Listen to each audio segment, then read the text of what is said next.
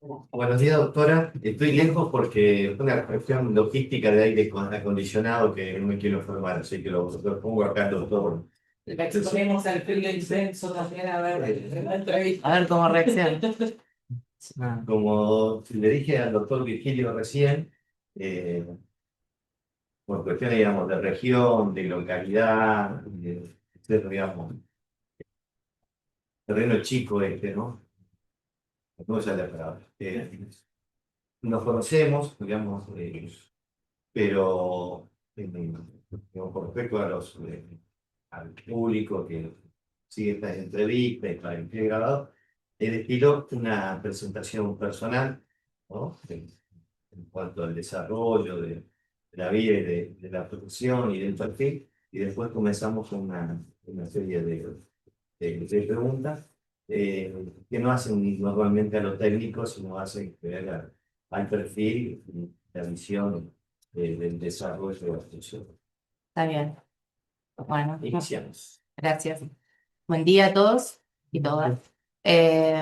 Bueno, a los fines de presentarme, más allá de los datos formales que ya tienen, que es mi nombre y demás, tengo 50 años. Vengo de una familia trabajadora de clase media de Villa Regina de Río Negro.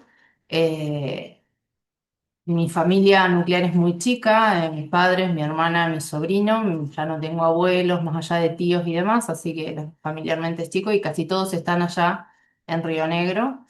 Estudié en la Universidad Nacional del Comahue, en la Facultad de Derecho, en General Roca. El primer año viajé, como en todos los locales típicos de también de familias trabajadoras, y después pudieron hacer un esfuerzo mis padres para que yo me instale en Roca, y eso me permitió que en 5 años pudiera culminar la carrera. Así que a los 23 años, un mes antes de cumplir los 24, me recibí. Un año antes de recibirme había empezado a trabajar porque en mi familia no hay profesionales, excepto mi tío que es ingeniero, que se recibió más grande. Después de ninguno de los dos lados, ni paterno ni materno, hay profesionales universitarios y menos vinculados al ámbito del derecho. Así que un año antes de recibirme empecé a trabajar en un estudio jurídico con quien yo ya estaba compartiendo cátedra en General Roca, que era el doctor Rodolfo Ponce de León. Ay, el Pepo, sí. En esa época empecé a trabajar intensamente porque él era abogado de entre 7 y 10 sindicatos, así que esencialmente todo el trabajo fue en materia laboral en esa época. Me recibí, continué un par de años, él en esa época también estaba de socio con Jorge Crespo, que actualmente es el Procurador General de Río Negro. Y trabajábamos muchas cosas ahí todos en conjunto, pese a que yo era junior, recién recibida. Luego de ahí, por razones personales, me volví a Villa Regina a trabajar 2 años. Trabajé un año en un estudio de un abogado que estaba por jubilarse y cerrar el estudio, así que le ayudé a cerrar todo eso y quedé un año más con un estudio propio. Y luego me decidí a venirme acá a Neuquén, a lo que sería probar suerte, porque no tenía un trabajo, no vine en búsqueda de eso y de desarrollarme profesionalmente. Abrí un estudio aquí en Neuquén, empecé de a poco a conocer la sociedad, porque no tenía ni familia, no tenía más que gente conocida y compañeros de la universidad y demás. Me empecé a incorporar en el colegio de abogados, buscando ahí nexos también a los fines laborales, pero también académicos. Me incorporé en la Universidad Católica de Salta, yo ya estaba en la Universidad Nacional del Comahue como ayudante. En el 2000 ya por concurso fui designada, o sea, un año después de haberme recibido en la universidad ya integré formalmente una cátedra en la de Roca y acá hace 17 años en la de Salta, allá en Constitucional, acá en Administrativo. Y bueno, y a partir de todos esos vínculos se dio la posibilidad de ingresar como contratada y asesora de un ministerio de la provincia de acá de Neuquén, que fue el Ministerio de Seguridad, y a partir de ahí inicié mi camino asesorando al Estado en distintas áreas. Pasé por el área de prensa, de hecho estuve en la formación y en la puesta en funcionamiento del Consejo de la Magistratura, cuando recién se conformó como asesora del único consejero que no era abogado, que era el doctor Lavalle, que era kinesiólogo. Entonces ahí colaboré también en la confección de los reglamentos, en toda la puesta a punto y funcionamiento del Consejo. Y luego de ahí terminé trabajando 6 años en la Fiscalía de Estado, donde hice carrera y llegué a directora provincial de dictámenes. Y luego fui propuesta y con la anuencia legislativa como vocal del Tribunal de Cuentas, que asumí el 5 de enero del 2015. y es el lugar que ejerzo hasta ahora. Yo lo, ¿Eh? yo lo voté. Ah, sí, usted estaba. Y sí, ya casi 11 en enero.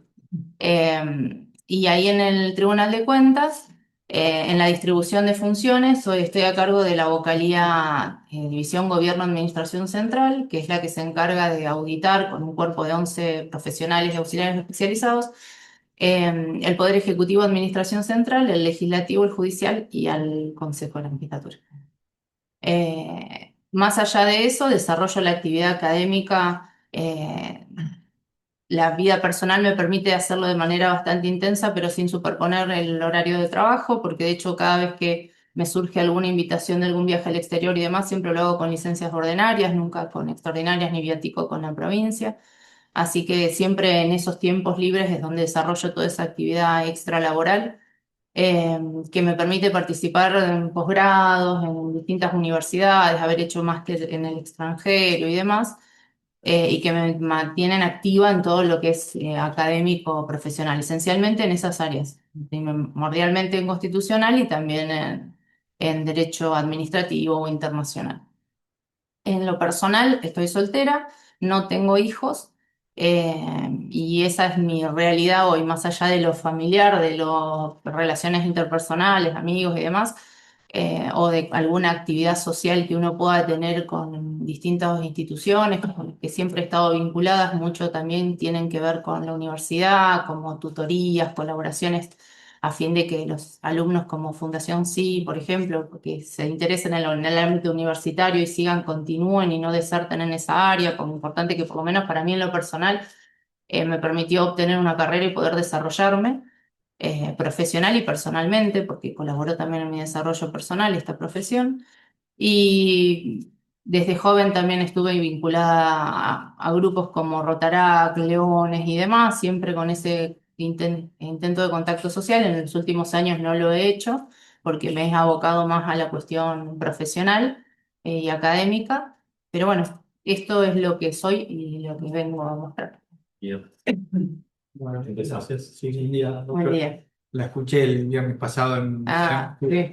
Gracias. en la jornada justo de Derecho Constitucional.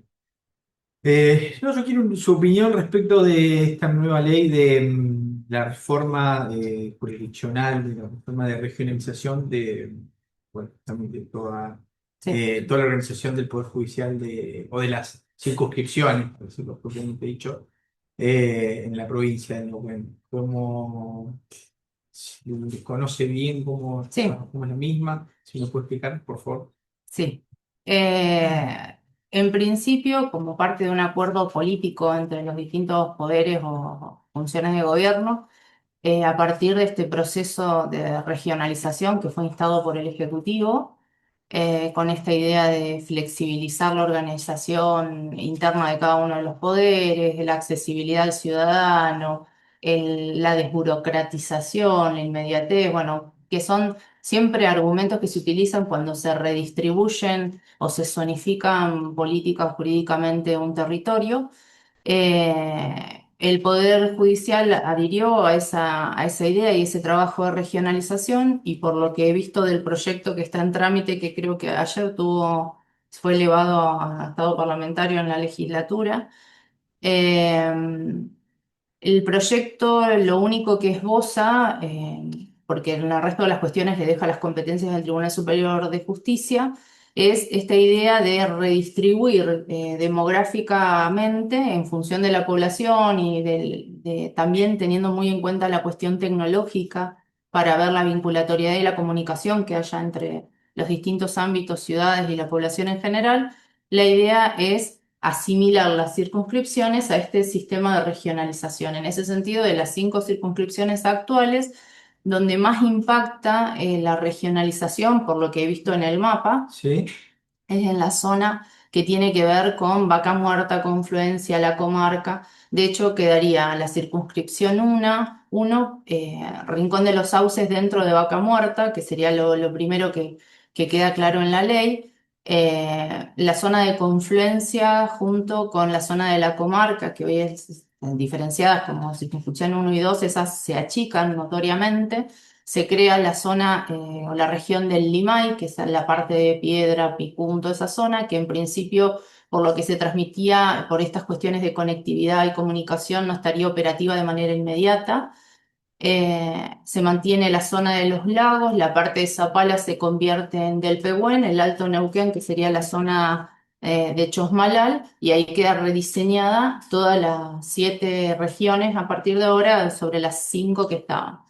En la ley no está prevista ni las sedes que va a tener cada región, ni tampoco con exactitud demográficamente qué ciudades o qué departamentos van a incorporar, ni tampoco la cuestión competencial de cada uno de los organismos jurisdiccionales que ejercen su jurisdicción en cada una de esas circunscripciones, porque esas cuestiones en la ley por lo menos están expresadas así, que se le delegan al Tribunal Superior para que después en la implementación defina todo eso.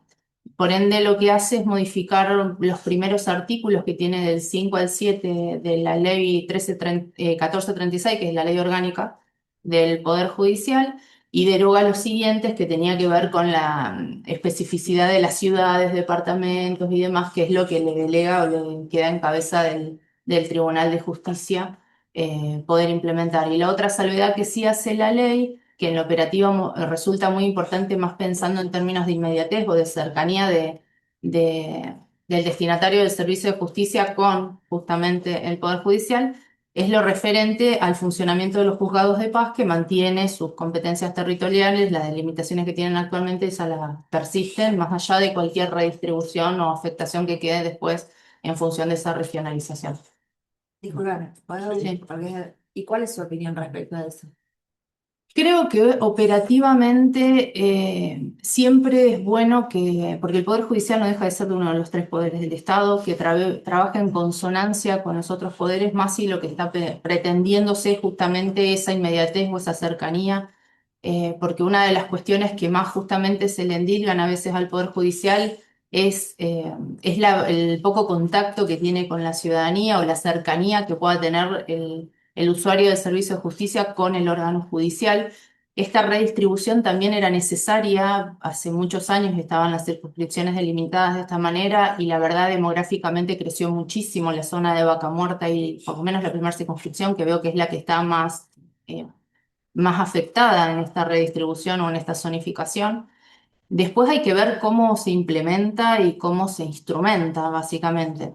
La pretensión entiendo que es buena y necesaria siempre en términos de actualizar conforme también los censos y demás que ha demostrado que los movimientos poblacionales que ha tenido y también en base a las estadísticas que hay en cuanto a la cantidad de causas que hay en cada circunscripción y la capacidad que tiene el propio Poder Judicial para hacer frente a esas causas.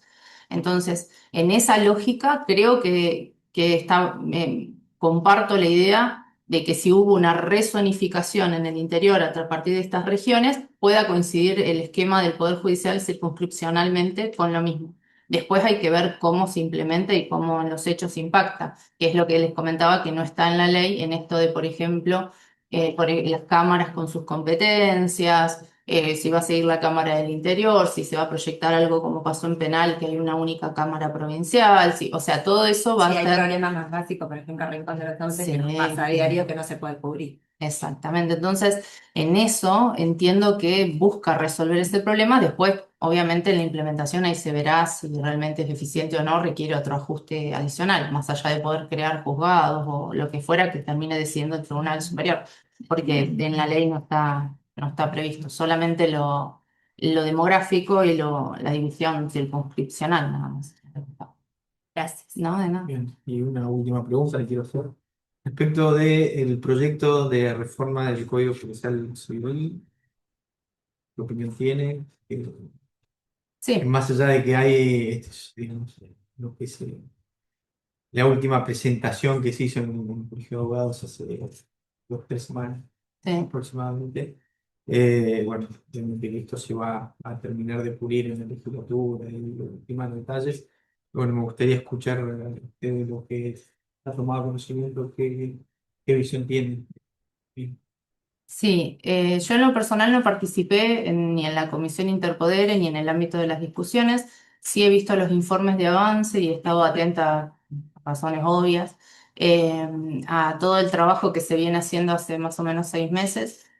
En rigor, lo que el código requería una renovación, eso es claro, desde el 75 que no tenía intensamente una reforma tan integral. Eh, Concuerdo con esta idea de dividir el proceso de familia con el proceso procesal civil por la lógica que traen los principios inmanentes en cada uno de ellos y la especificidad de ciertas acciones que requieren un abordaje especial en materia de familia.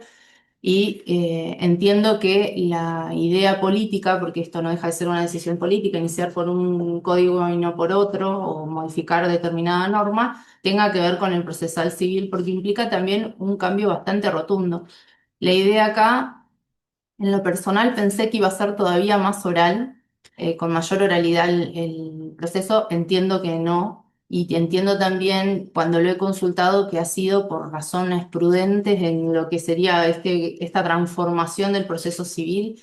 Lo que quisieron hacer es seguir un modelo que ha tenido su éxito en materia penal, que es el adversarial, pensando más que nada en que los abogados litigantes sean los que manejen el proceso en términos de que tienen que ver con pruebas, con crear los hechos y los elementos de convicción suficientes que ratifiquen esas circunstancias para darle las herramientas al juez para que el juez lo único que haga sea resolver.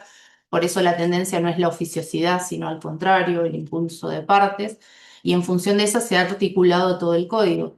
Encuentro muchas cuestiones que realmente eran necesarias incorporar y que las encuentro aquí, como por ejemplo desburocratizar algunos trámites, como se está haciendo con el tema del beneficio de acceso gratuito a la justicia, el viejo beneficio de litigar sin gastos, instrumentarlo a través de declaraciones juradas.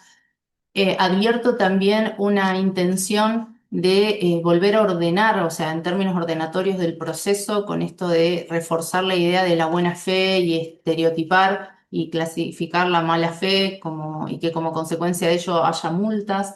Encontré bastantes supuestos de multas en el nuevo código a fin de ordenar el proceso y evitar estos abusos o estos estipendios jurisdiccionales innecesarios. Eh, a la vez también veo que se ha intentado simplificar trámites con la incorporación de las cuestiones tecnológicas, como cuestiones atinentes a comunicaciones, a notificaciones y demás, que se le han también dado la carga al abogado, al litigante, para que las instruya y en su defecto recurra a la justicia. Eh, Luego también he visto que, por ejemplo, modifican, que eso entiendo que va a requerir también modificaciones consecuentes en otros ordenamientos jurídicos, como en el tema competencial, que ha establecido que se excluiría de la competencia civil, comercial, el tema vinculado a la responsabilidad del Estado, de los funcionarios y a los bienes del dominio público y privado del Estado. Aunque tengan regulación en el Código Civil le excluye sus normas de eso y el Código entiendo que en esa misma lógica también lo excluye. Lo que va a requerir luego va a ser un abordaje de la 1305, que es la que regula la competencia procesal administrativa, porque de hecho en ese ámbito está excluido de la competencia procesal administrativa muchas acciones típicas civiles, como es el desalojo, como son cuestiones laborales que tienen que ver con convenios colectivos. Entonces, ahí va a haber que o sea, ordenar también esa cuestión como consecuencia del dictado de este código. En general, lo que también veo es que se busca en esta necesidad que antes manifestaba un poco de que la gente quiere que el juez esté más presente, no solo que se encargue de resolver y no de tanta cuestión burocrática o procedimental, sino del fondo del tema, que esté presente en las audiencias bajo pena de nulidad. Hay varios aspectos que resultan interesantes de ver y que en lo personal concuerdo y comparto y creo que va a generar vamos a requerir, obviamente, capacitación, transición y todo en general, porque es un cambio notable en los procesos, incluso con que se ha ordenado la cuestión recursiva también, que en muchos aspectos no hace más que reflejar un poco lo que ya estaba vigente. Por ejemplo, la cuestión de recursar sin causa a un juez de primera instancia ya jurisprudencialmente estaba aceptado, aunque no estuviera previsto. Estaba previsto solo formalmente para la Cámara. Entonces, hay muchas, sí, Tribunal. el tribunal, sí. Muchas de las cuestiones estaban previstas, o sea, ya estaban consensuadas y aceptadas en la práctica o eran requeridas desde la práctica, como esto de vinculado a, no sé si exactamente el mecanismo o el modelo adversarial, pero sí en esto de que el abogado tenga más facultades, incluso de acordar las reglas del proceso y acordar pruebas, parecido también a lo que pasa en penal. Entonces hay un gran protagonismo del abogado, del litigante y una obligación respecto, o sea, que lo dejó sumamente claro incluso en el proyecto del código, creo que también ayer o hoy se elevó a la legislatura, la idea está de sancionar al juez y al funcionario en el caso de que no cumplan debidamente con su rol y su responsabilidad dentro del proceso. Así que en eso yo lo comparto y lo celebro. Después, obviamente, como todo, vamos a ir a medida que vaya surgiendo y transcurriendo, viendo la recepción que tenga en el día a día, en las causas y en los usuarios. Una cuestión que es de reflexión, no es pregunta, libro, pero Sí. ya está, pero como se le dice al doctor Virgilio, a diferencia del doctor Virgilio, creo que ya la contestó, en realidad con todo lo que fue exponiendo, ya está redondeado, pero lo voy a hacer para que preguntar a los dos más o menos. Sí. Y esto tiene que ver con, digamos, desde el Poder Judicial se empezaron a hacer desarrollos propios, nativos, ¿no? A través de lo que es el PWEN, el cambio de la mejora del proceso, dentro del proceso interno de trabajo, estoy hablando, no simplemente, Sí. sino de pasar de un despacho al otro, entonces ahora el sistema obliga a que directamente eludir determinados pasos. Entonces, el ejemplo del beneficio de utilidad sin gastos, que es una declaración jurada, el Poder Judicial de Neuquén, a diferencia de otras provincias, al mismo tiempo tenían sentencia en 4 meses a raíz de lo que fuente auténtica, bueno, que la doctora sabe mucho de tecnología. Entonces se va a implementar en muchos procesos, todo el país, lo que es tecnología, y eso puede chocar con el, digamos, con esta impronta del código, digamos, que el abogado introduce la demanda y con el número de documentos, muchos cuadros probatorios, eso del RENAPER, si es deudor, no deudor, ¿no? Lo va a chupar en forma automática. Ujú. Sí, ¿Estresa, digamos, este código para usted o fue inconvivible?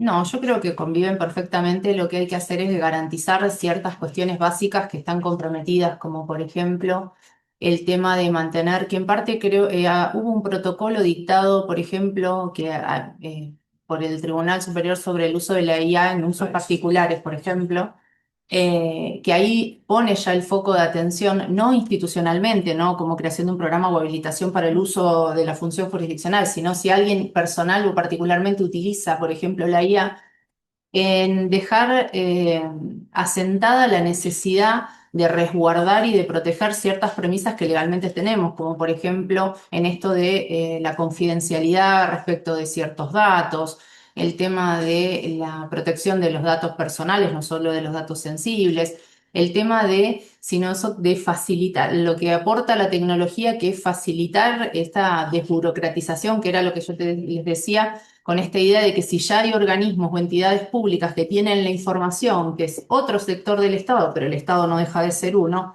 generar esa interconectividad por medios seguros, siempre resguardado toda esa información, para que evitar las cuestiones como, por ejemplo, acá, si uno viene a presentar el certificado de deudores alimentarios morosos y ya hay un registro que es público y es emitido por el propio Estado, que se pueda acceder desde ahí, se verifique sin necesidad de hacer trámites adicionales, que con el RENAPER se está haciendo mucho, eso con distintos organismos, pero siempre resguardando todos estos otros derechos o situaciones vulnerables que hay, más que nada vinculadas a la seguridad de los datos y al tipo de información que se va a generar.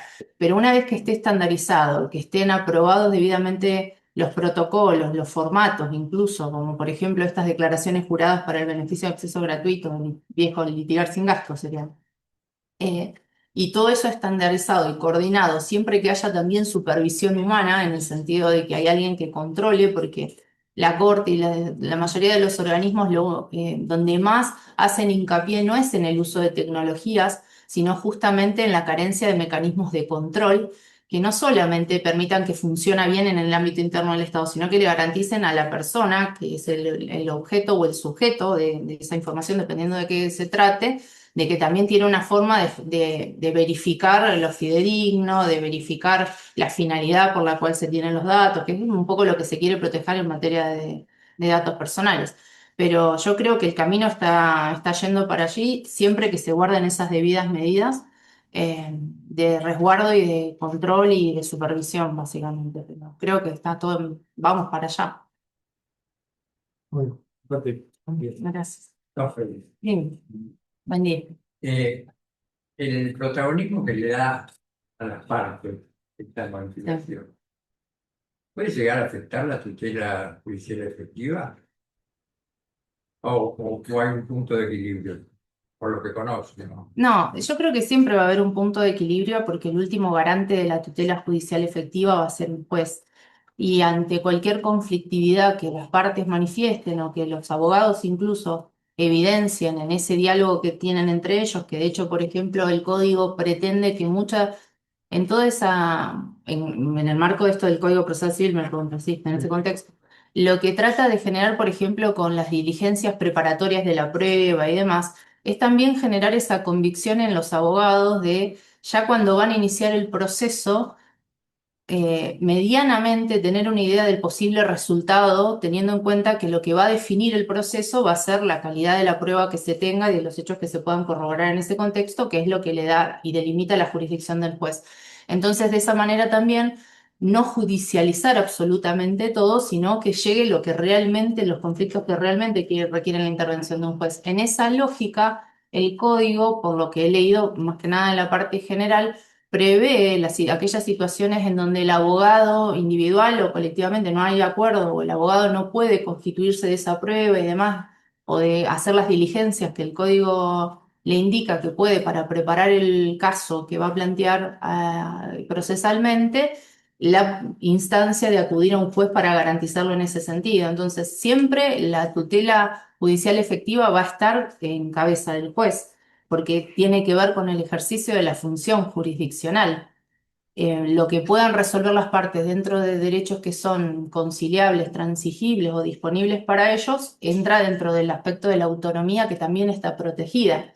Y si eso tiene que revisarse, ahí está la instancia judicial justamente para garantizar esa cuestión.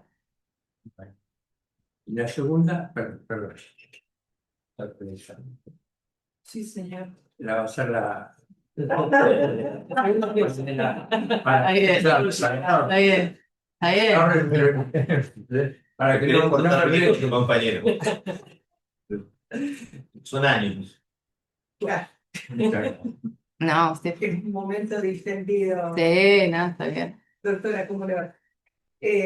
Bueno, por lo que veo, este es su segundo concurso que usted se presenta. El anterior fue en el 2018. Sí. Y específicamente de aquí adentro de la magistratura, internamente, desde el momento que usted comenzó a subir todos sus datos y todos los requerimientos que se van haciendo, hasta el momento que tiene usted las entrevistas con el jurado académico. Cuéntenos cómo fue todo ese proceso, cómo lo vivió, más allá de la impugnación que usted presentó y demás. Incluida la etapa técnica también, Sí, sí. todo eso, sí. No, el proceso en este nivel de cargo que se está concursando y teniendo en cuenta lo que personalmente entiendo que más allá del perfil que ustedes pretenden de un juez, el tema académico y el tema profesional que exige este cargo, la verdad, entre un concurso y otro, fue complejo el tema de la carga de todos los antecedentes y demás por una cuestión propia del sistema que se utiliza, que implicó, en mi caso, que tengo un currículum extenso, muchísimo tiempo de carga y verificación de datos y de que coincidan, porque si no eso invalidaba su valoración y demás. Pero la verdad, una vez que uno tiene eso ya incorporado al sistema, pensando en más allá del concurso particular, a futuro, si intenta seguir, bueno, en este caso no sería el caso, pero si uno fuera en primera instancia o defensoría, continuar esa carrera en el ámbito jurisdiccional, resulta un mecanismo que también es práctico y a esos fines que requiere solo la actualización y automáticamente a partir de ahí uno tiene con el Sigicom toda la información.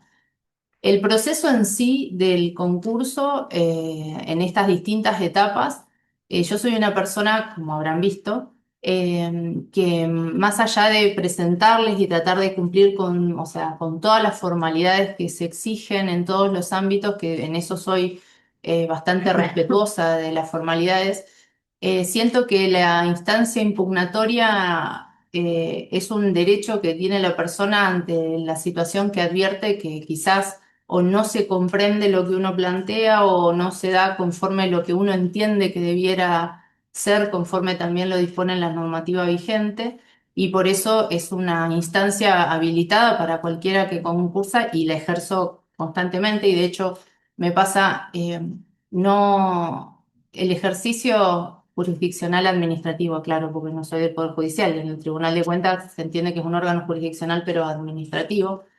Eh, esa labor jurisdiccional y esa instancia constante de impugnación y demás me ha hecho entender el funcionamiento de ese ámbito no a título personal, no como cuestionando subjetivamente, sino objetivamente y como correctivo a veces de algunas circunstancias que uno no advierte por distintas situaciones estando desde ese lado, y por eso la he utilizado acá en el concurso del 2018 y también ahora en las dos instancias en antecedentes y en la etapa técnica. Y en función de eso, en las dos he tenido resultados positivos porque no todos, pero sí han revisado algunas de las cuestiones que le he planteado en términos en que lo había hecho. Yo creo que el sistema en sí es amigable, es accesible, es transparente en el sentido del sistema de concursos, digo, ¿eh? Eh, Podrán haber mil opciones distintas de formas de seleccionar magistrados, no hay una perfecta, está ya súper estudiado a nivel internacional y demás, todas tienen fortalezas y debilidades. Pero bueno, cualquier ámbito que le quite la discrecionalidad a un solo ser humano de decidir quién va a ingresar en el Poder Judicial, teniendo en cuenta enfrente la cuestión de la independencia que se le exige a quien va a ejercer la judicatura, es bienvenida. Entonces, que no hablo de arbitrariedad, dije discrecionalidad, el tema de que no hay un proceso que acredite distintas etapas o instancias. Entonces, en esa lógica creo que es un buen ámbito para la finalidad que se tiene. Gracias, doctora. No, Muy no. amable. Doctora, buen día. Buen día. Me gustaría saber si nos puede hablar del estado actual de la sala para la cual está postulando y en caso de ingresar, cuál es su propuesta de trabajo. Sí, por la información que está publicada en PUS Neuquén y la información que recabé en la Cámara, la situación de la sala en general, en el año pasado ingresaron en cantidad de expedientes, más o menos 2.900 a la Cámara, de los cuales distribuidos equitativamente son 1.000 por sala. A fin del año pasado, a diciembre del 24, la cantidad de expedientes que había pendientes de sentencia era un número bastante importante que superaba en esta sala que, bueno, en la distribución interna de la Cámara, originalmente eran 7 las vocalías, una a la presidencia y 2 por cada sala. Por eso la vocalía esta que se está concursando es la vocalía 7 de la sala 3 de la Cámara. En este caso puntual, la sala tenía un atraso de 266 expedientes a sentencia y 126 a resolución, eso era lo que se informaba desde la web. Así inició este año. Una sala que, además de todo, no tenía, o sea, tenía subrogancia a principio de año de las 2 vocalías, que a mitad de año se cubrió con Siuchi, que fue el doctor que ganó el último concurso de acá, justamente para un cargo similar a este, que asumió a mitad de año. Eh, y a hoy, por las consultas, que la información que me dieron en la Cámara, se redujo notablemente la cantidad de expedientes. Hoy habría aproximadamente 90 expedientes a sentencia y 40 a resolución. para ser dictado. El gran cambio en la cantidad de expedientes se dio justo en el mes de julio aproximadamente este año, que fue donde coincidió, entiendo yo, la asunción de Ciucci, del doctor Ciucci, como vocal de esa sala, como titular ya, y el Tribunal Superior de Justicia, dada la anuencia que hubo entre la Cámara del Interior y la Cámara de la Primera Circunscripción, aceptó la idea de que los jueces de la Cámara del Interior subrogaran, y de hecho en esta vocalía a las 7 está el doctor Menestrina subrogando hasta el 31 de diciembre o la cobertura de la vacante, lo que fuera primero. Eso sumado, entiendo yo también, al hecho de que en la Cámara la mayor parte de los expedientes, el objeto de la mayor parte de los recursos tienen que ver con cuestiones laborales y dentro de ellas con riesgo de trabajo, luego con despidos, un 10% tienen que ver con cuestiones de familia y con temas de alimentos y con situaciones complejas familiares que no pueden, generalmente eso es lo que hace que lleguen a Cámara, sino la mayor parte de los casos se resuelven en primera instancia y el 30-40 restante aproximadamente es de todo el resto, ejecutivos, civiles y comerciales.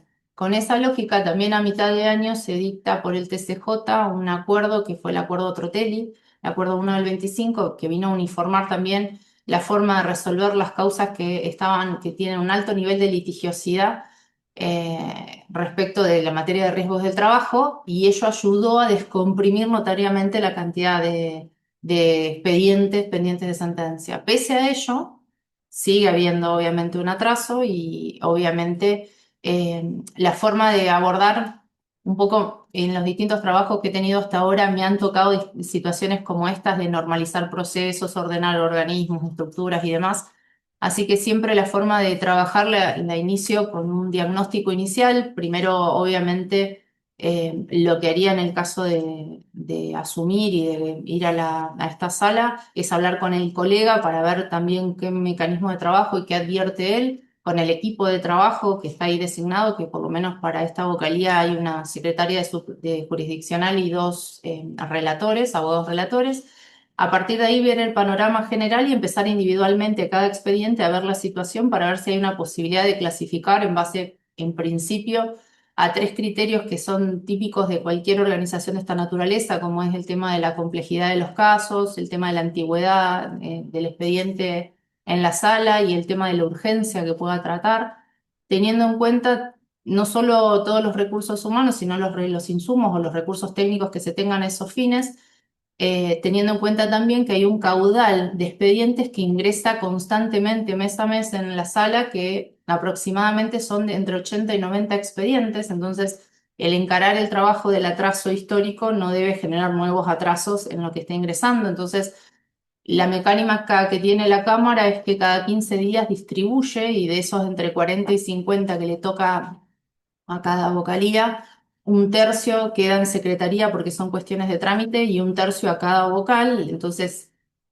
por mes 20, 30 expedientes adicionales va a tener cada vocal, entonces hay que trabajar las dos cuestiones a la vez.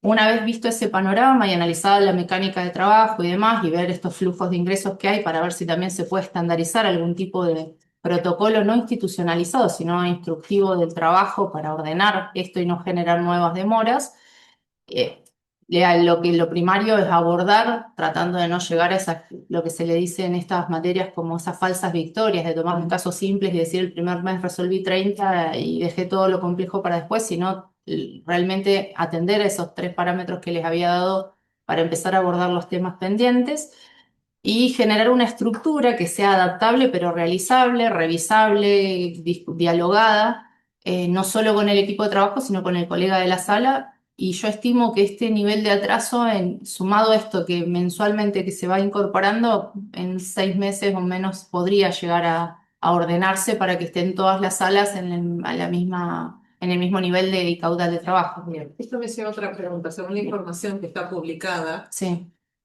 por lo menos del 2024, ¿sabe qué porcentaje de sentencias van a la Cámara han ido del 2024, de las sentencias definitivas de Sí. primera instancia, de todo que es competencias de la Cámara? ¿En qué porcentaje fueron en apelación o en recurso? Sí, en general, uno, más que las que van en recurso, uno sabe lo que ha resuelto la Cámara en los años No lo por que ha cómo. resuelto, sino Sí, de la cantidad de sentencias que están sí, estadísticamente publicadas de primera instancia, ¿sí? Todo lo que sí, fueron laboral, civil, comercial, laboral, familia, sí. ejecutivos, familia, de toda esa cantidad, ¿cuántas fueron recurridas? Que es la cantidad que ingresa en recursos en ese mismo periodo, a eso me refiero. Si tiene idea del número y sabe cuál es. Sí, en general, yo les decía, la cantidad de causas que hay en el ámbito de la primera instancia rondan los 48.400 causas. De esas, un 6% ingresa al ámbito de de cámara en proporción. En el eh, año, en el en el 2024, 2024. un 6% nada más se ocurrió. De 2009, sí, ingresaron en términos de expedientes. Bien, por eso. Sí, yo cuento los No, no, no, digo, ejecutivos. pero el porcentaje, ¿no? Porque ¿cuántas El, sentencias, cuántos recursos ingresaron en el 2024? sí. En el 2024 hubo aproximadamente un total entre, o sea, hablando en términos generales de resoluciones y de sentencias, aproximados de 1.500 resoluciones y más de 1.000 sentencias en el ámbito de la Cámara respecto de los recurridos de primera instancia.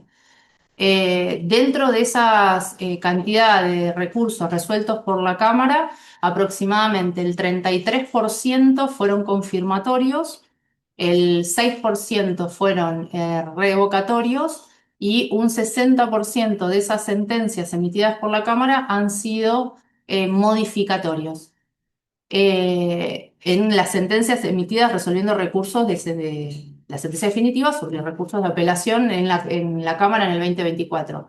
Este año, esa cantidad de sentencias emitidas por la Cámara se ha incrementado, por lo menos hasta la fecha, lo que me han manifestado, de 1.008 sentencias que fue en el 2024, recursos resueltos llega a más de 1.200, 1.300 aproximadamente, pero mantienen más o menos el mismo porcentaje respecto de las sentencias de primera instancia. Por mí está bien, muchas gracias. No, no. Una persona. Yo voy a hacer una pregunta relacionada a lo que publicaba la consejera. A ver cuál es su opinión.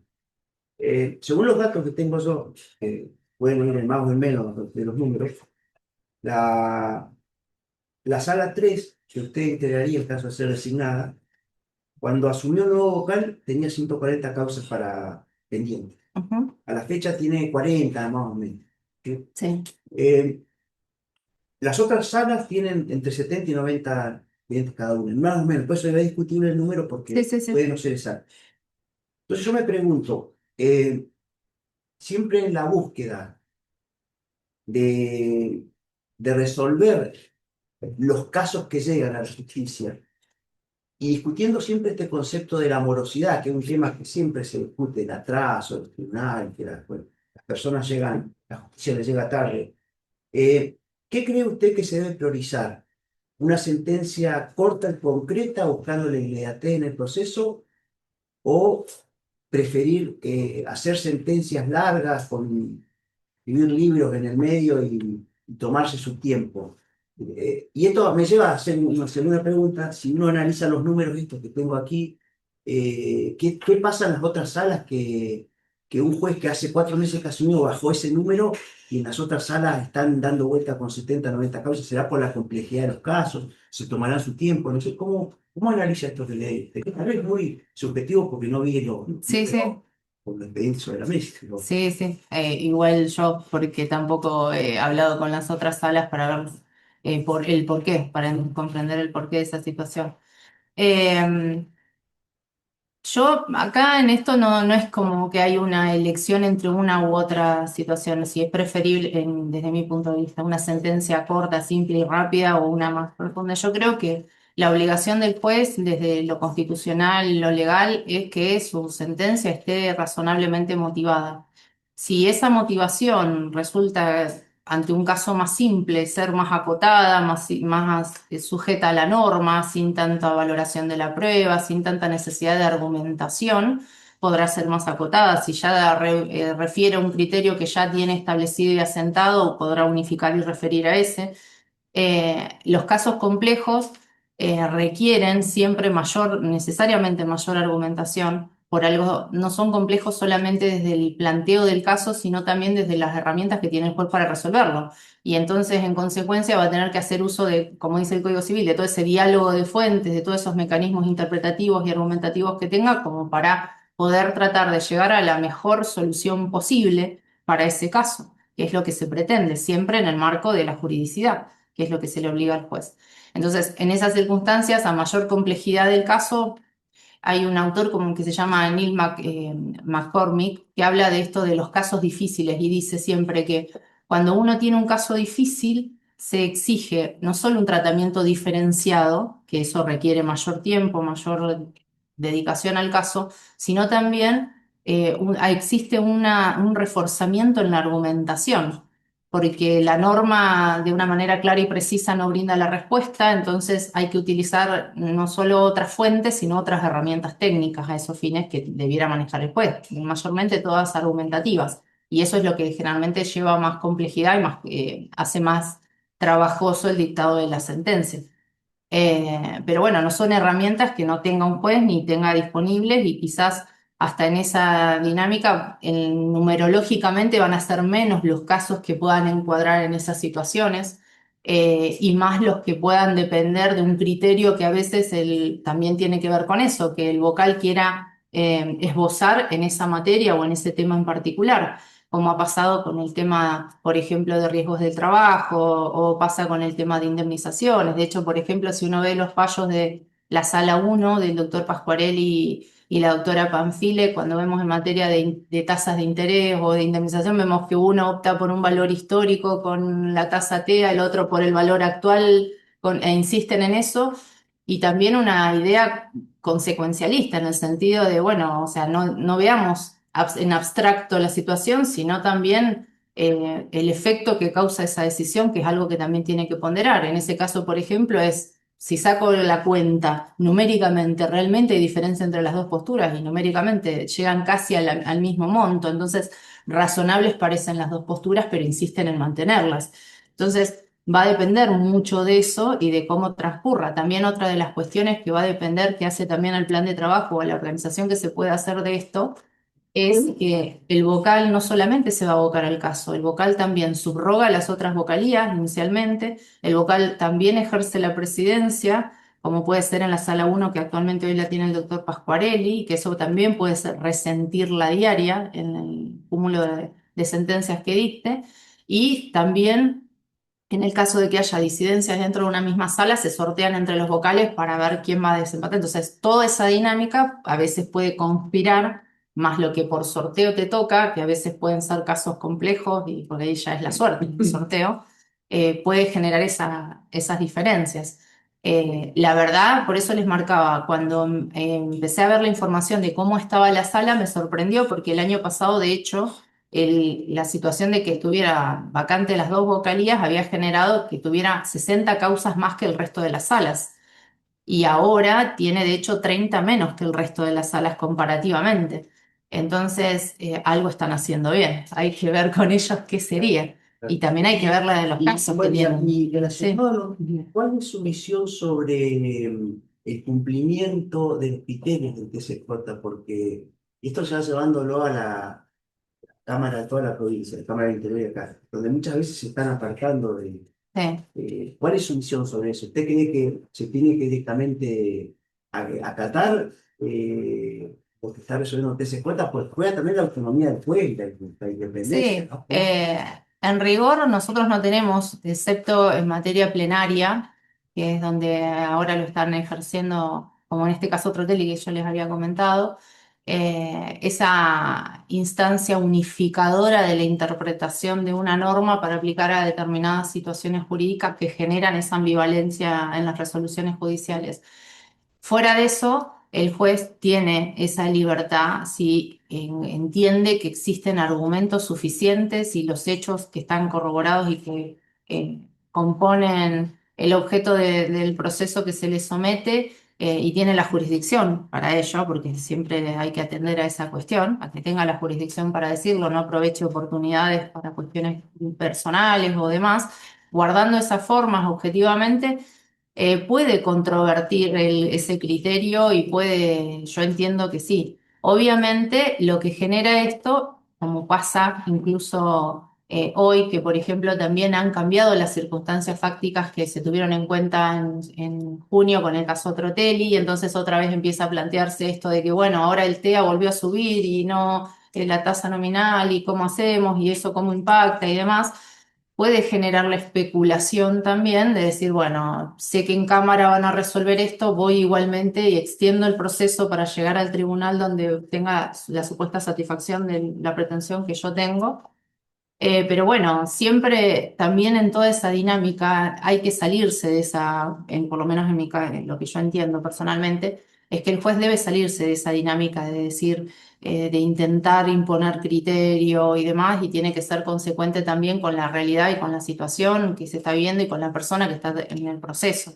Y evitar esa constante o la extender en el tiempo esa afectación en cuestiones que son a veces de carácter alimentario, como es el tema laboral o que la requieren para subsistir como tales. Entonces, yo creo que el desafío del juez es justamente eso, separar quizás lo que personalmente puedo opinar del tema de lo que cree que conforme a justicia sería para el caso y que, salvo que se den las circunstancias para opinar, que está previsto también los supuestos en los que a la que de hecho generan doctrina legal y demás, en los que se puede apartar de esos resultados del Tribunal Superior, tiene legitimidad y amplitud para hacerlo. Hay una idea, un proyecto, creo, de poder crear una nueva sala, Ujú. corto y mediano plazo aquí en Neuquén. Y acá la llevo, tal vez, bueno, le hago una pregunta más macro, es una pregunta de opinión. Sí. Con todo este tema de la regionalización, Ujú. ¿sí? Que Sí. usted lo expuso en su inicio, eh, ¿qué opina de crear una cámara única de apelación en lo civil en toda la provincia, donde quede subsumido todo? La verdad, en lo individual, no estoy de acuerdo con crear una sola cámara en materia civil y comercial, como está prevista en materia penal. Yo soy de la idea de que aunque sea una segunda instancia, tiene que haber una inmediatez, tiene que haber un asentamiento, tiene que haber una cercanía con los juzgados, que dependen más si se sigue esta lógica de la circunscripción. No depende de mí, obviamente, es una decisión No, política claro, eso, claro. porque también en eso es una decisión política la que pueda llegar a ser el Tribunal Superior o desde la legislatura cuando se organice. Yo creo que en ciertos ámbitos son más proclives a esa despersonalización. En este ámbito del Código Procesal Civil nuevo proyectado, yo creo que justamente lo opuesto, lo que se quiere es tener esa cercanía y no eso de esa impersonalidad. Y creo que lo que sí hace falta es revisar, por lo menos en segunda instancia, el tema de si la pretensión es que el juez resuelva y el caudal de casos es este que está, y dado los atrasos y demás que han sido sistemáticos, que en los últimos años han incrementado más o menos un 25% de un año a otro la cantidad de causas que ingresan, este año está como un poco más estable en la primera circunscripción. Más que estructuras de funcionarios requieren de magistrados que resuelvan justamente esos casos. Eh, Obviamente es otra forma distinta de trabajar, con crear una cámara única, pero yo soy personalmente de la idea de la inmediatez y de la cercanía, no solo con el usuario, sino también con los funcionarios que están bajo la superintendencia y los magistrados que están bajo la superintendencia de las cámaras. Bien. Por último, le voy a hacer una pregunta Sí, como profesora que de Derecho sí. Constitucional, a ver si me la puede contestar. ¿Qué opinión le merece una ley que se aprobó hace poco tiempo que tiene que ver con los exámenes toxicológicos Ah, obligatorios de sí. funcionarios? ¿Cómo, en su opinión, si colisiona o no con el artículo 19 de la Constitución? Ese es el gran dilema. Si uno lo ve en abstracto, o sea, objetivamente, obviamente que colisiona, o sea, podría entender que colisiona con el principio de reserva y de privacidad. Pero cuando estamos hablando de funcionarios públicos, ya incluso la Corte lo ha dicho en materia de intimidad y de privacidad, no de estas cuestiones que hacen a información vinculada a la salud o a ciertos hábitos que pueda tener en la persona, de que los funcionarios tienen como un principio protectorio más debilitado que el resto de los habitantes o de las personas, dado el rol que voluntariamente eligieron, que es de ser funcionarios públicos. Por eso están sometidos, por ejemplo, a distintas responsabilidades, a las declaraciones juradas patrimoniales de él y de sus familias, que eso también es información personal, al igual que toda esta. El equilibrio ahí es si se puede garantizar, pensándolo en la finalidad que se tiene, que es justamente evaluar la aptitud psicofísica de la persona constante en el ejercicio de la función, que entiendo que es esa la Hay que finalidad. garantizar la ética y Sí. la integridad.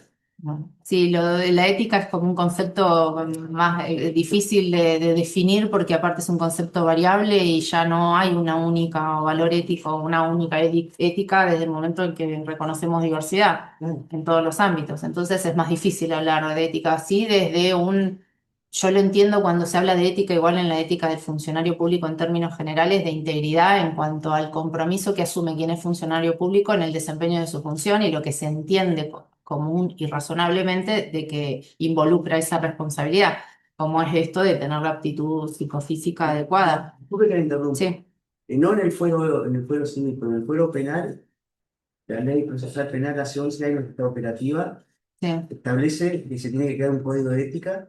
sí, Hace 11 años que los jueces están discutiendo si se hace o no un código de ética. En el sí. interior hay un consenso, pero evidentemente los colegas de la capital no quieren hacer un código de ética, que son parámetros básicos de la civilización, ¿no?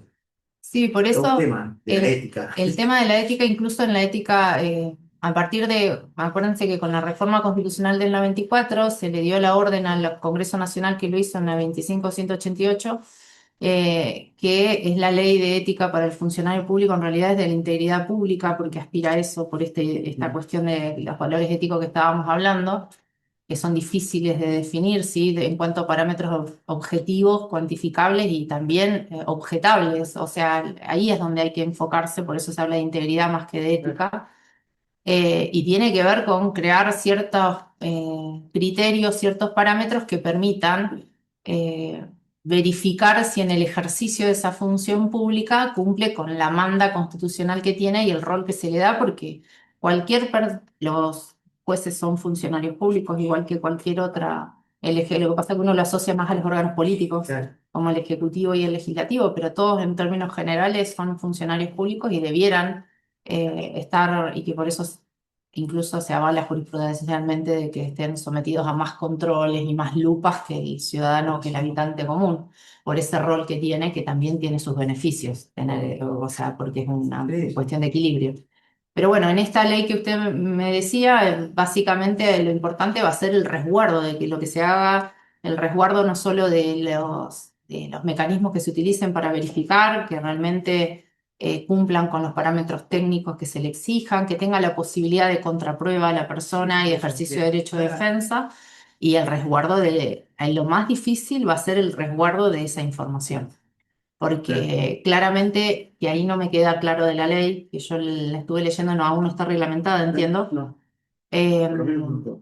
no, lo que impone es la consecuencia de un resultado Claro, positivo ¿qué se hace con que eso? va a activar procesos entiendo, sí, de destitución, de jury, juicio político, Claro, lo que corresponda. claro. Lo que pasa es que a partir de ese momento que justifique es cómo se da esa información y se la lleva ahí para que automáticamente no se generen comentarios disvaliosos, personales, de intromisiones ahí sí a la privacidad de la persona y demás, fuera del mecanismo formal que hay que activar como Claro. consecuencia del resultado positivo. Porque necesariamente voy a tener que decir el resultado fue positivo para instar el trámite. Ahora, ¿positivo en qué? ¿Con qué? ¿De qué modo? Si, todo lo que tiene que ver con psicotrópicos, este tipo de sustancias eh, tiene millones de situaciones que escapan a mi conocimiento técnico, pero que son sumamente complejas, incluso algunas están recetadas, o sea, dentro de un contexto De hecho, médico hay casos de controlado. ley penal que consumo personal no está, tengo que matar. Por Está eso, bien. pero bueno, acá es una pauta política de lo que Sí.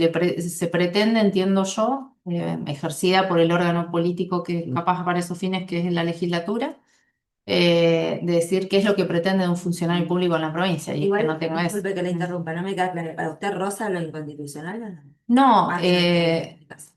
no, yo la inconstitucionalidad directa de esto no la veo.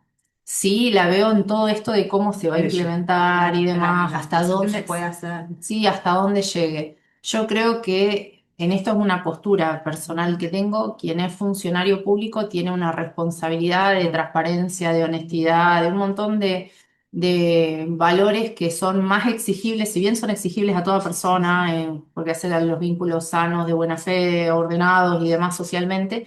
En el caso del funcionario público es como que Otros deberes. deberes adicionales por el rol que se cumple. Claro. Y en esa lógica entiendo que la legislatura haya optado por esta decisión. Después uno puede en lo personal compartir o no, sentir que es eficaz o no, porque esa es otra. Por ejemplo, en materia de enriquecimiento ilícito se ha demostrado que las declaraciones juradas no son eficaces para evitar el enriquecimiento ilícito.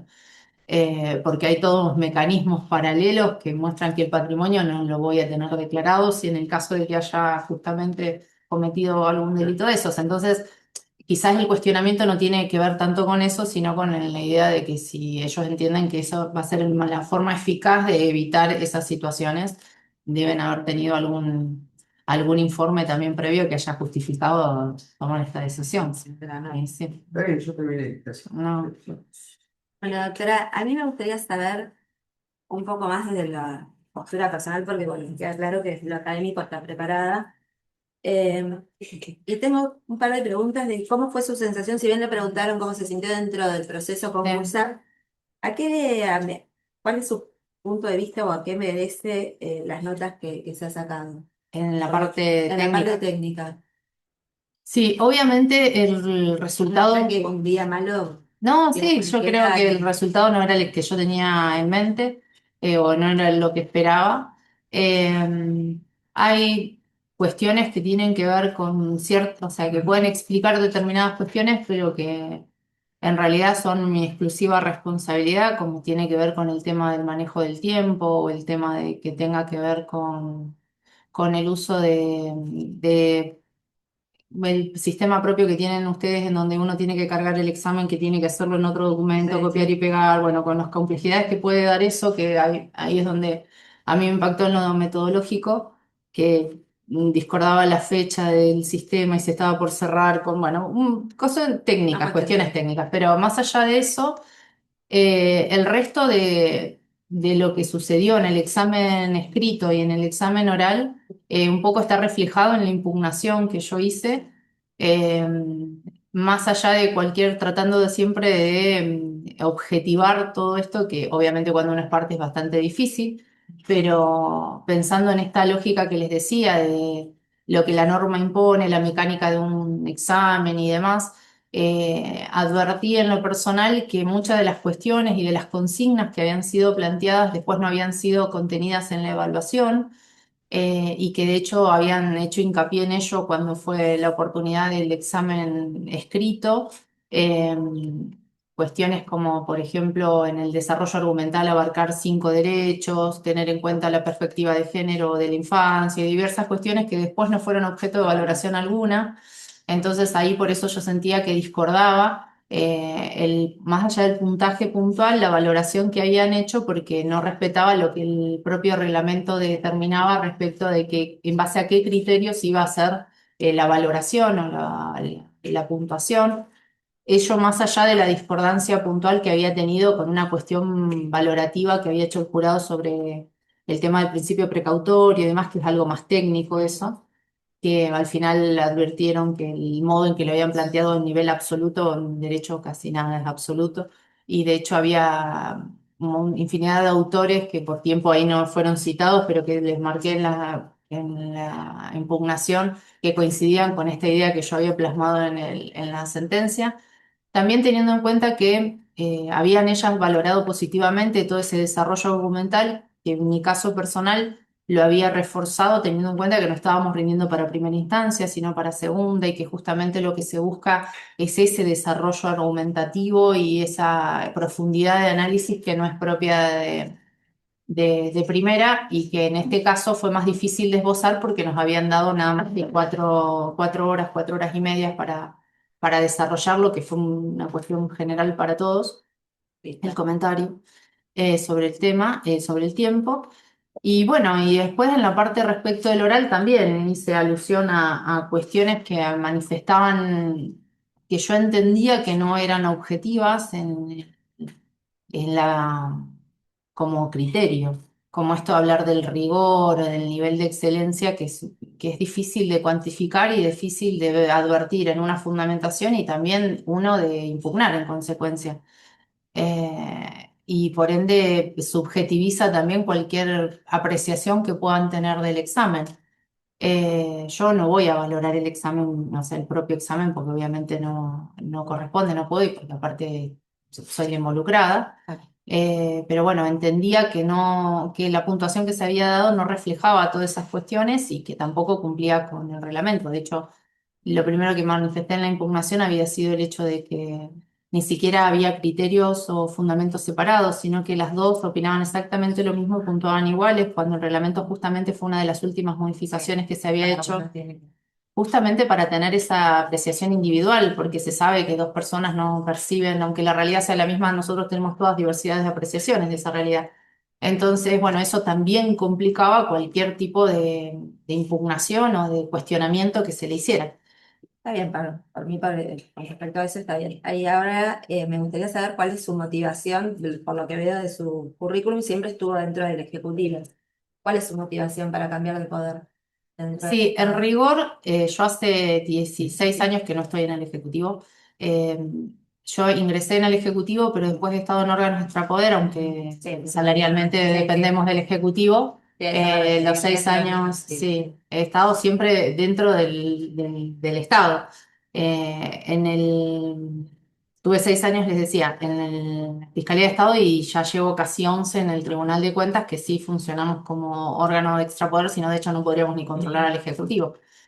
Eh, mi, mi motivación esencial tiene que ver con que siento que tanto desde lo profesional como desde lo académico llegué a un punto o a un nivel de madurez personal también y profesional en donde siento que puedo desarrollar responsablemente este rol, que es un rol que conocí no íntegramente, pero aprendí a conocer en el ámbito del Tribunal de Cuentas, que también es un órgano colegiado y, como les decía, ejerce un nivel no judicial, pero sí jurisdiccional.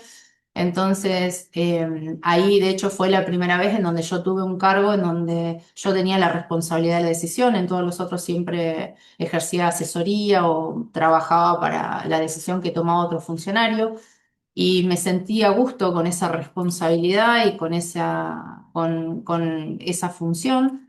Y a partir de ahí creo que también con todo, por eso le decía desde lo académico y demás, como he tomado contacto con la red, sigo constantemente en contacto con la realidad local, nacional, internacional, he logrado tener una comprensión del lenguaje jurídico y de las reglas y del funcionamiento del derecho en general, que hoy también es necesaria en el ámbito judicial, que tiene que ver con esto que le comentaba del cómo interactuar las fuentes, cómo tratar al derecho internacional, cómo resolver casos complejos y demás.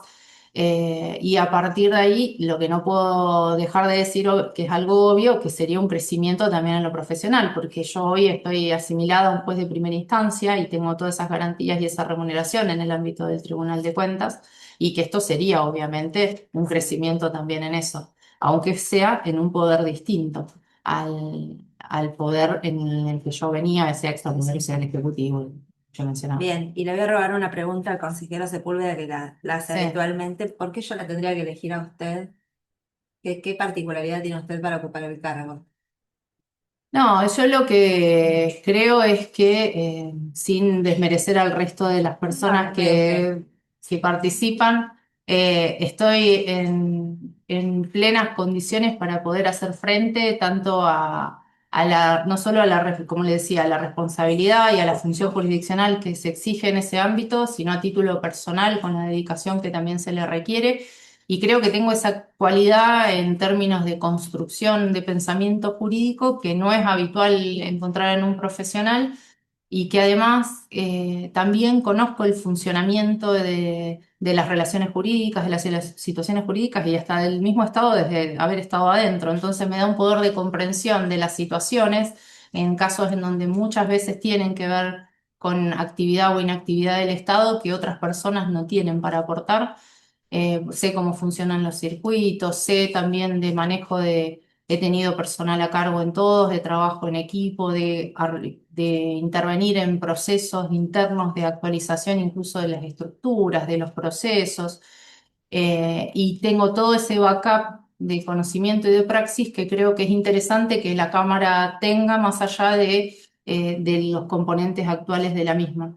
Y le repito, yo creo que estoy en un momento que por eso también se dio la posibilidad de volver a participar en este instancia y de anotarme después de la situación del 2018, volver a intentar, porque creo que tengo todas las condiciones personales y profesionales para hacerlo. Y esa madurez que yo menciono, que tiene que ver con lo personal y con lo profesional, hace que uno también pueda plantearse y plantarse ante distintas situaciones con lo que requiere el cargo que tiene que ver con independencia, objetividad y solvencia técnica.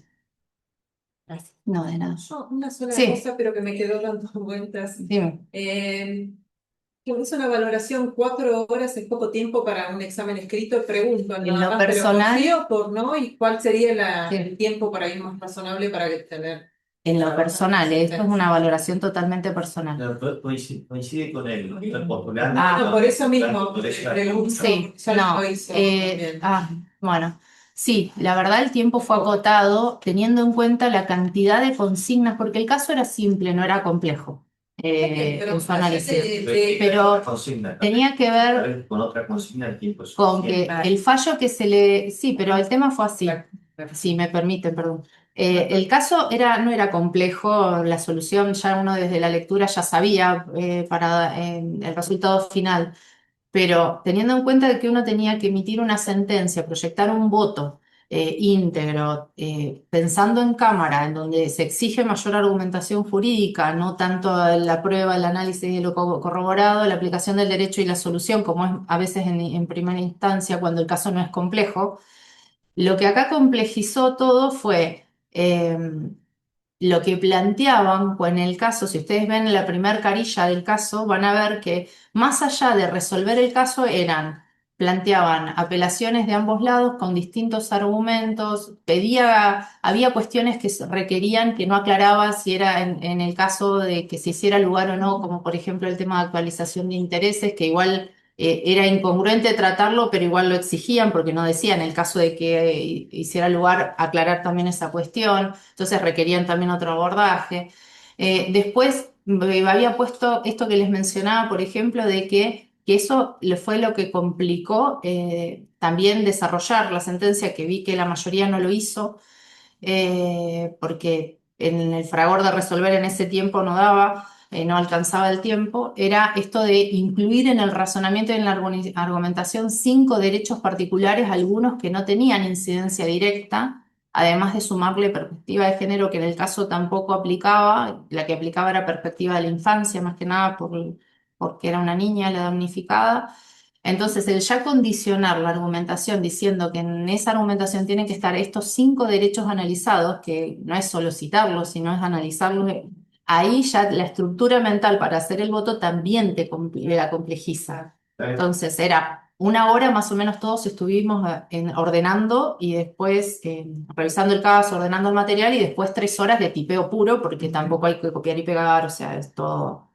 Entonces ahí es donde yo, por lo menos en lo personal, creo que fue corto el tiempo. Está bien, gracias. No, no. ¿Algo más? No, me quedo ahí dando vuelta porque recién habló de la actualización. ¿Qué opina de la revisión de la actualización por IPC con respecto a las deudas dinerarias? ¿Es incondicional para usted?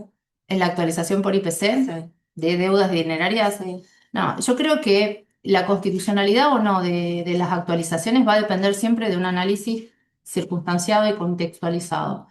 Como era lo que les decía antes, en un contexto en donde hay estabilidad, generalmente no genera complicación. En momentos como este, que ahora se está planteando la revisión, incluso, como le decía, de que el TEA volvió, esa tasa volvió a subir, entonces para que no quede, porque lo que está comprometido acá esencialmente siempre, que es lo que hay que visualizar al momento de resolver cualquier inconstitucionalidad en materia de intereses, tiene que ver con la pérdida del poder adquisitivo, con la afectación al derecho de propiedad, pero a la vez en el equilibrio de que no genere un enriquecimiento sin causa de un lado o un detrimento exacerbado del patrimonio del otro.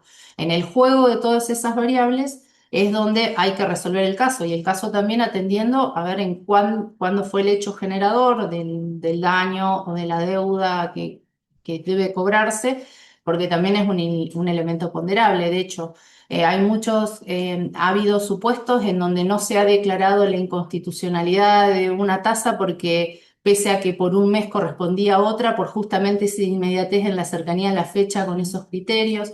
Entonces, siempre la valoración de las tasas mucho tiene que ver con el tipo de tasa que se aplique, si es pura o es compleja, con la situación, con los hechos y con el contexto social, pero siempre valorando eso. De hecho, la Corte lo ha dicho que aunque la cuestión que tiene que ver con intereses se entiende que hace a la prueba, hace y tomó el toro por las astas e igual intervino fijando criterios justamente porque había un derecho constitucional que era el de la propiedad de ambos lados en juego.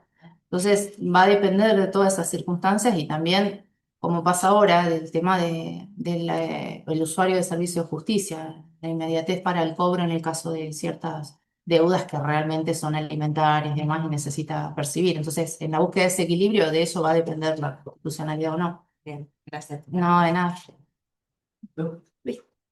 Yo iba a hacer esta pregunta, no, las dos anteriores, iba a hacer la doctora de los Santos, así que Bueno, me doy por satisfecho.